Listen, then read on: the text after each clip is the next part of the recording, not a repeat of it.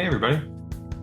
In today's episode, I talked to Baltimore-born, LA-based soul artist Aaron Frazer, who splits his time between solo work and drumming slash singing for Durand Jones and the Indications. His new album, Into the Blue, co-produced by Alex Goose, is a really interesting piece of work that pulls stylistically from a lot of different places, including the cinematic productions of David Axelrod and the crate digging grooves of old school hip hop.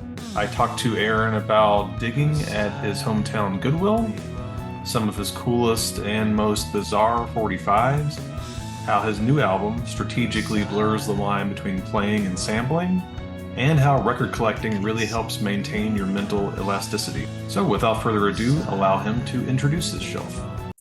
Aaron, let's go back to, I guess, the very beginning for you and talk about how you got into collecting and maybe how that influenced your work as well. It seems like that could have been an influence on the new album. Hopefully we'll get into that too. But do you remember the first album in any format, record, CD, whatever, that you bought with your own money that was like a thing that you owned and you were proud of? Yeah, I was in high school and I had gotten really into starting to like make my own beats. Yeah. Um, uh, and I had my driver's license and I was allowed to, if you had your driver's license, you're above a certain age, you were allowed to leave during the lunch period of Yeah. yeah. I So I remember that. would go to the Goodwill near my school and Okay. get some digging in the dollar bins. Yeah. Um, and actually, I mean, those years, those lunches that I spent digging, I think really did shape my ear and like my musical life because it's not curated in the Goodwill, dollar Right. bin. For And sure. so you have this amalgam of like gospel and bluegrass and lounge rock. So many Herb Alpert and the Tijuana Brass, so much Baja Marimba Band, 101 Strings. All these records that like were on everybody's turntable in like the 60s, 70s, and Totally. then just wound up in the junk shop. But a lot of that, I mean, I was just kind of following my eye because I didn't have a turntable to listen to. Mhm. But the first two that I bought the first time I tried that was this like Russian classical music record. I just Okay. thought the cover looked cool. And this compilation called El Bimbo Nonstop Soul Dance Party. And then when I got it home, Quite a title. yeah, then when I got it home, I discovered that actually was the wrong record inside. It was Oh, Supertramp's Breakfast in America. Um, also a killer album. I think I have that over. Also a great album, But but yeah, no, not what I was hoping for. But respecting. yeah, I grew up in Baltimore, Maryland. Yeah. Um, and yeah, it was in Pikesville, which is a neighborhood, and So that's close to where, your school. yeah, that's where my school was. Yeah. You just zoomed over and man, I don't think I ever made a lunch break Goodwill trip, but now I kind of regret not doing that. Later on, I guess it was probably college years, I started getting into the Goodwill specials and found many a gem. I actually was just talking to someone the other day about here in Knoxville. I found some really interesting. There were these like radio promo things that I found.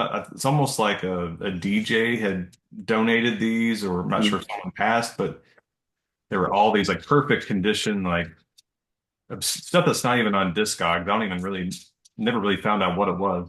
I think it's underrated as a digging spot. People shouldn't judge. You should go check out the Goodwill. Yeah, I mean, especially back then. I mean, I truly had no idea what I was doing. I was just Yeah. following my eye, like completely, which I think is actually I would encourage lots of people to do that. I mean, they say don't judge a book by its cover, but like if you are in an exploratory phase of your like musical journey, and which ideally you always are to some extent, Yeah. but if you don't kind of know what's rare, whatever, what you're looking for, I think that's a totally fine way. It's like art, where it's like don't worry about what people say is cool or what you should like. It's just like it's such a personal enjoying music, enjoying art of any kind is such a personal gift that you give yourself that you shouldn't worry about what anybody else says. Just like follow what looks interesting to you. Totally. In a very literal sense, because oftentimes it's just the cover, like, what is this? And I think that's one of the most special things really is when you just see something that calls to you and you're not really sure what it is or why it's interesting, but you're like, I'm sure that Russian composer, you probably were like, I'll just try this. Why not? It's cheap and looks cool. Yeah. And my cat saying hi, by the way. So that was the beginning, I guess, of your record collecting. Were you into CDs before that? I assume we're probably around the same age. So were you? I grew up like I guess technically I had a little bit of the cassette era, and then it was mainly CDs for me, and then records came a little bit later. So what was it for you? Were you collecting CDs before that, or what was your kind of collecting journey? Yeah, I definitely had some CDs growing up. The first CD I ever owned was Big Willie Style, Will Smith. I've read that. Um, Yeah. yeah, I mean, it had Getting Jiggy with It, Miami, Just the Two of Us. I think the bonus track was a Men in Black rap. Yeah. So which is cool because that was also like low key a soul music education in the samples and interpolations. Totally. Um, yeah, I had like we had that. We had Now too.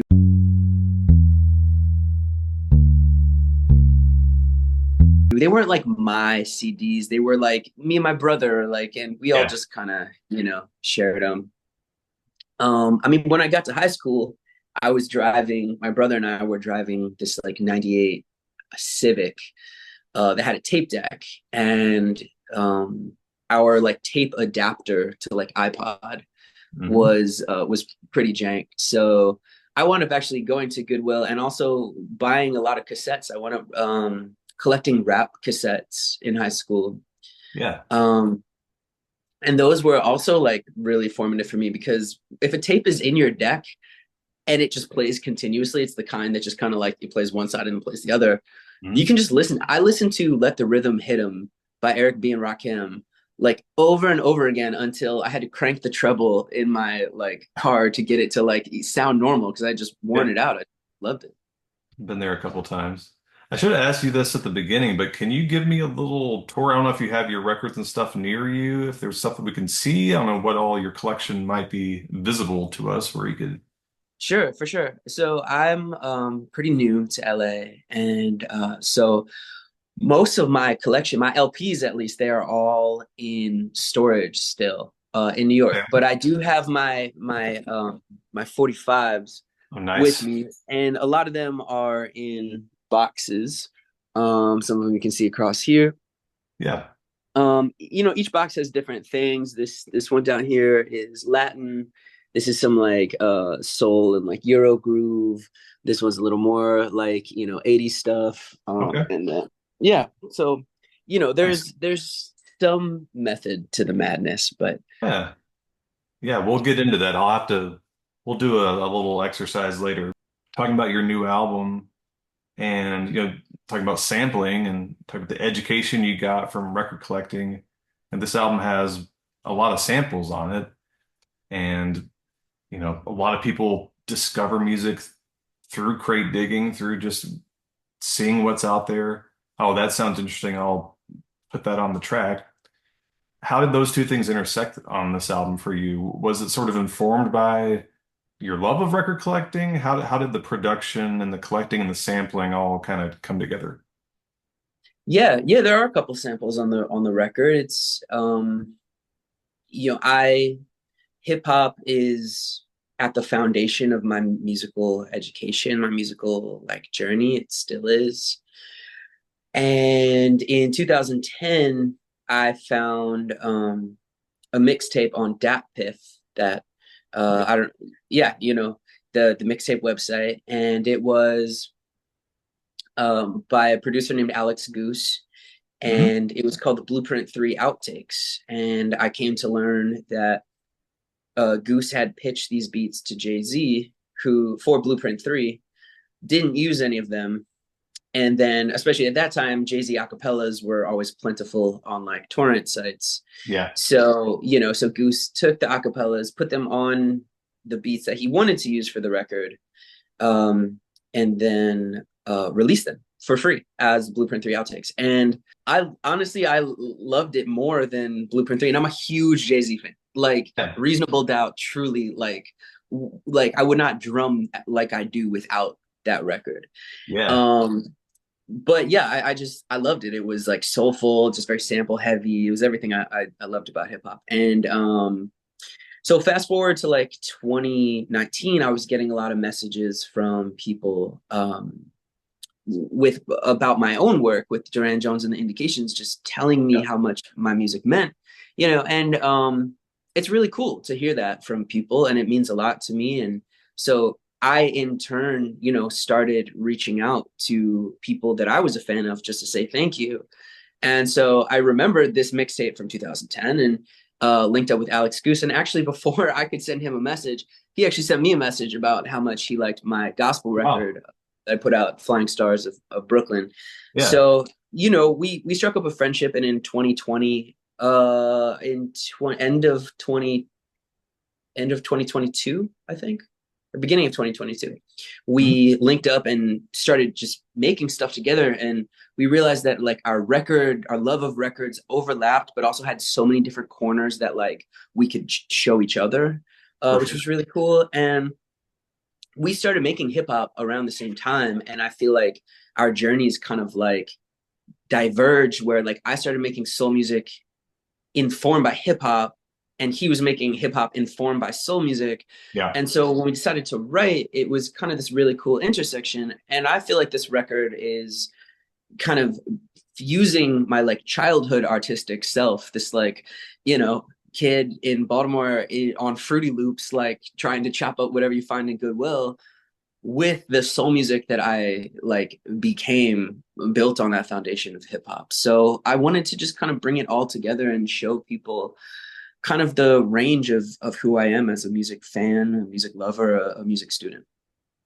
Yeah, it's interesting to hear you talk about the sampling and just obviously hip hop is just built on soul music, literally in a lot of cases. And listening to your album, it's the production really makes it so that, and I mean this as a compliment, but it's hard to tell what is a sample and what is actually being performed live. And that's like Totally. fascinating for me. And actually, I looked through the credits, but at a certain point, I kind of stopped looking because I thought I almost don't want to know. There's a track I wrote down a couple of my favorites here, but Perfect Strangers is one that I Mm-hmm. absolutely love. It's got that sort of breezy guitar figure that just kind of loops throughout the whole thing. The production sort of blurs the line to where you're like Yes. not really. Was that something you hope to achieve? Is that just sort of a happy accident?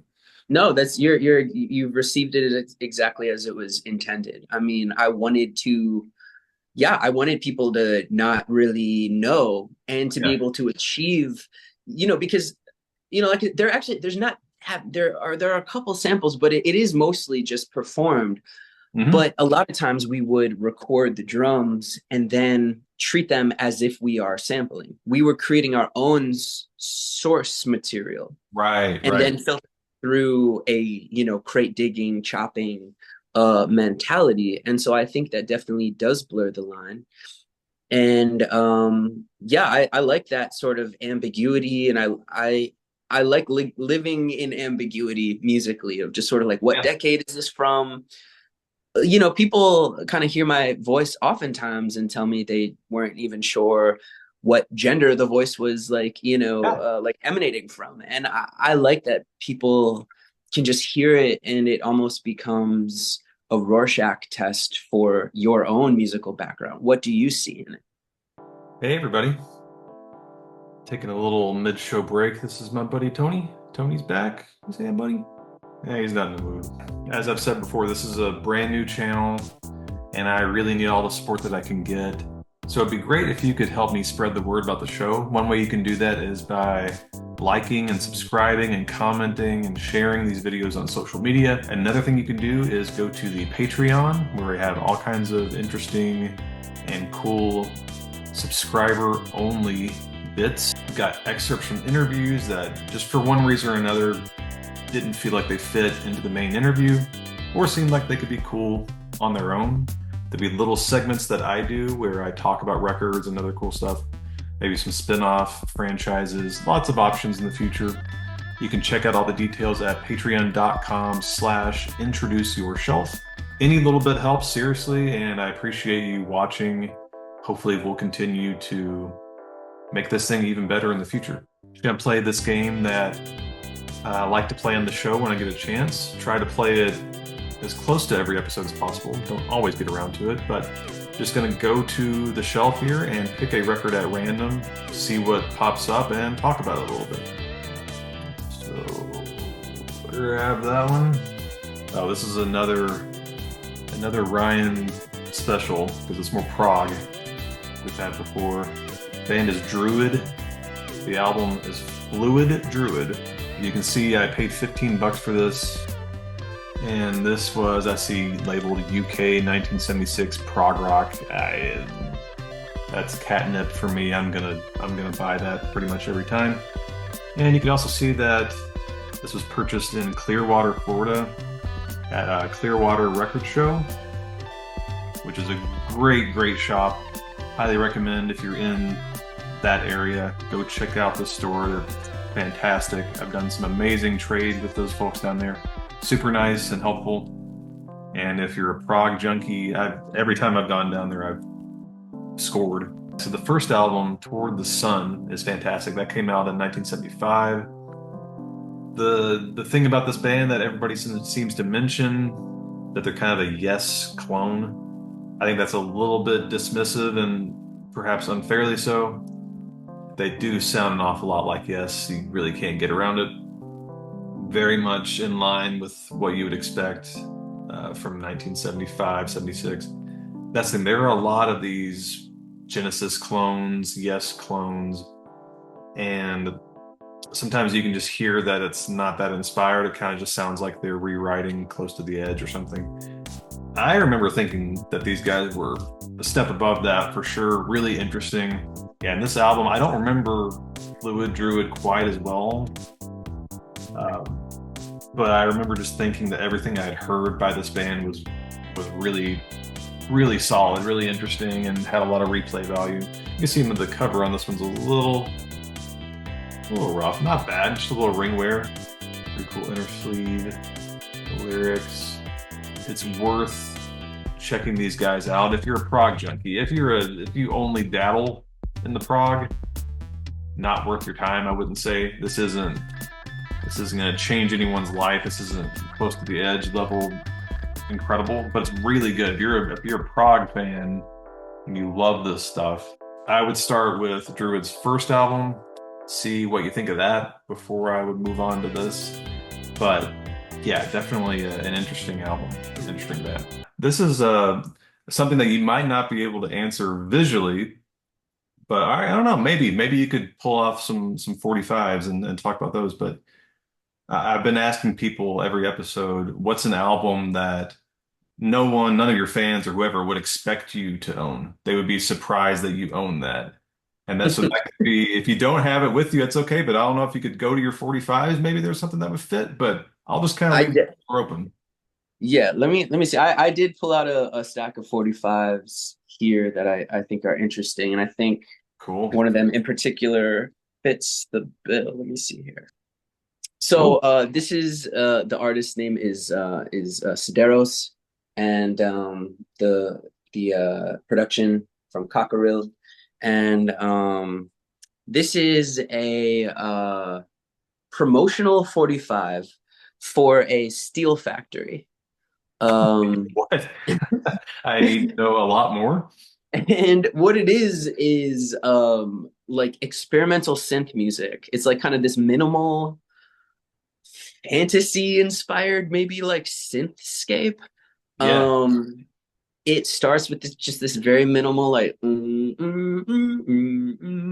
it just kind of like builds into this like thing that I don't know, I guess seemed to capture on some level maybe the feeling of like, you know, this like refined, this like steel mill. My guess is that it accompanied like literature and you were supposed to like put it on while like reading the My other guess is that it was somebody at the factory's like art school kid who wanted to like, Yeah. like have something to do. So really, really interesting record. I Okay. found it in Amsterdam. Um, it is, As I you do, think, that's where you find as, that. dude, I completely agree. Actually, Amsterdam is truly one of the world's great like vinyl cities. Oh, Um, so bad. Yeah. the dance music, the like sort of dance music culture is really interesting there. They really love hip hop there, so there is also, I think, a lot of shops that over the years have collected kind of just interesting records from like soul music records. Yeah. A lot of like Thai stuff has wound up there over the years. Yeah. I've heard It's that just actually. It's funny about the yeah, time thing.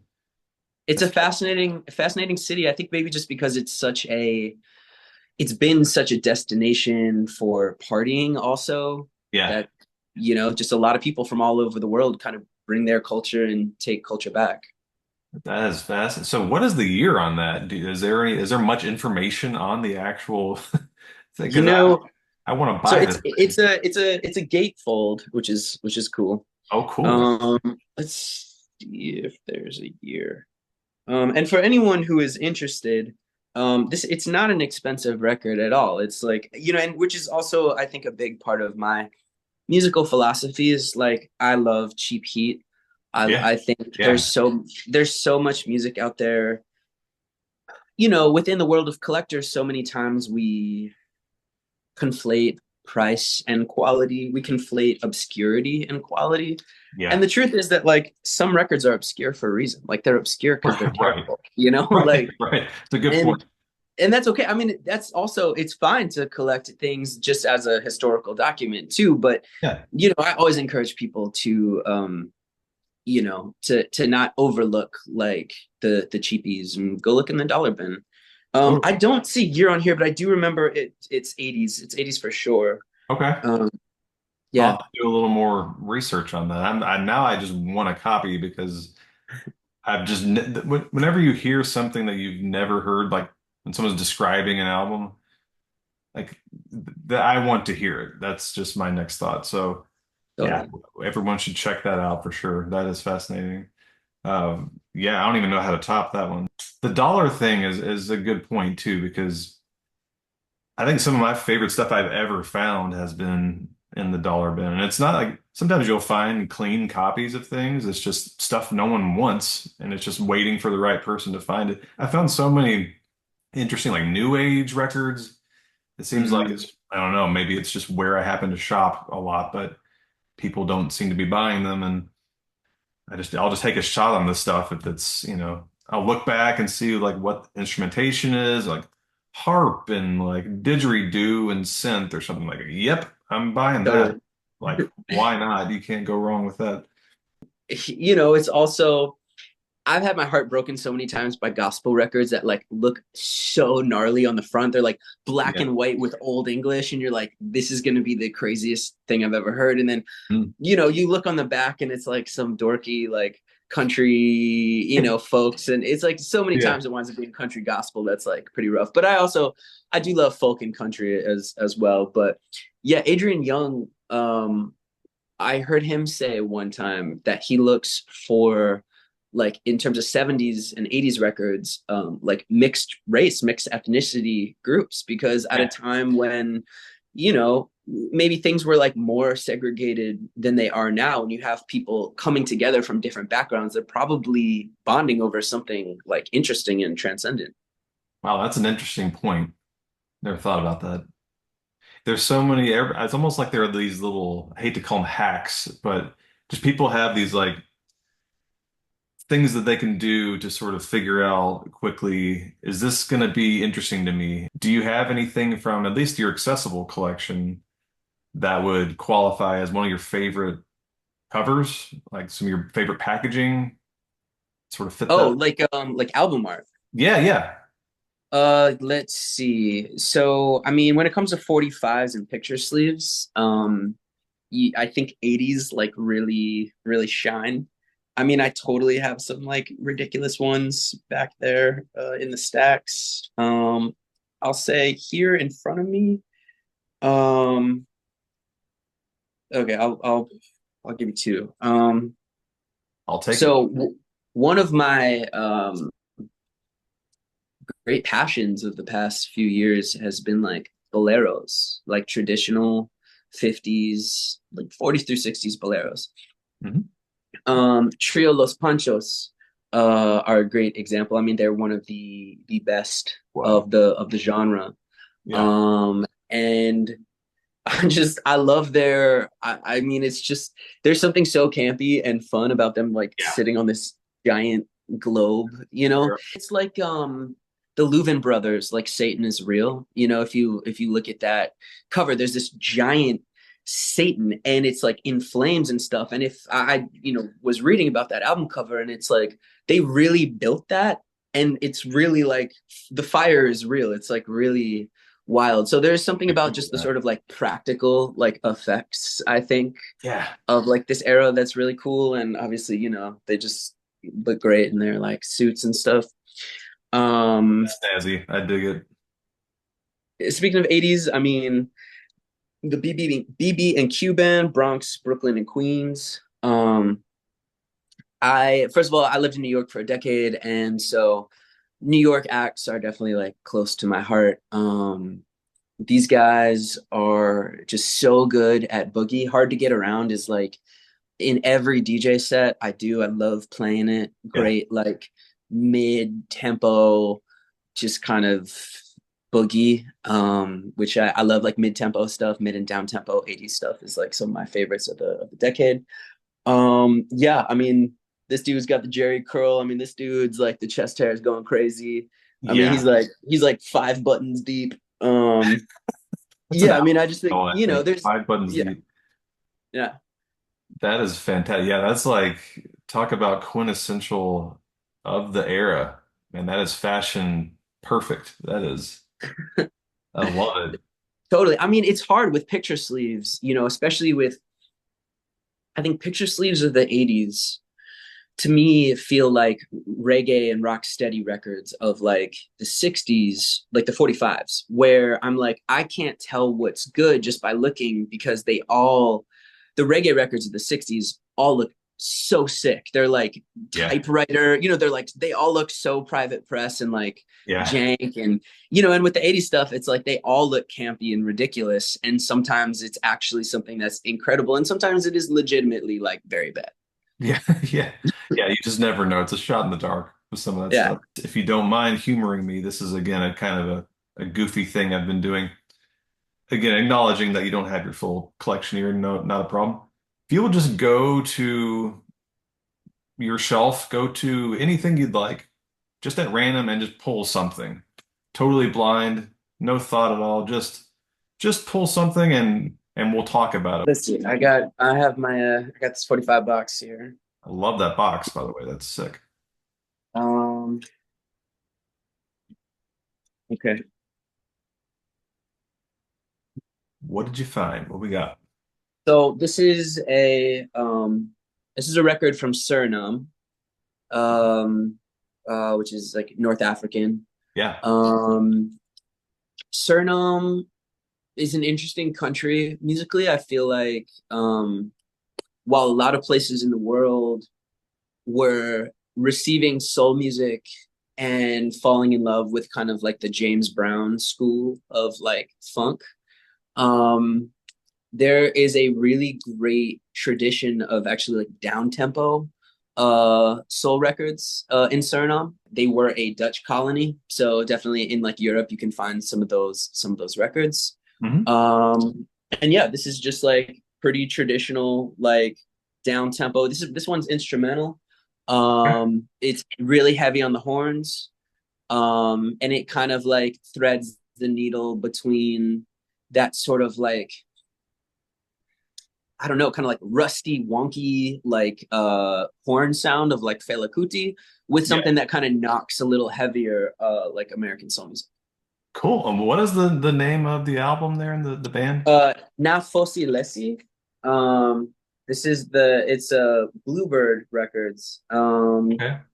Yeah, This is not my area of expertise, so I am not.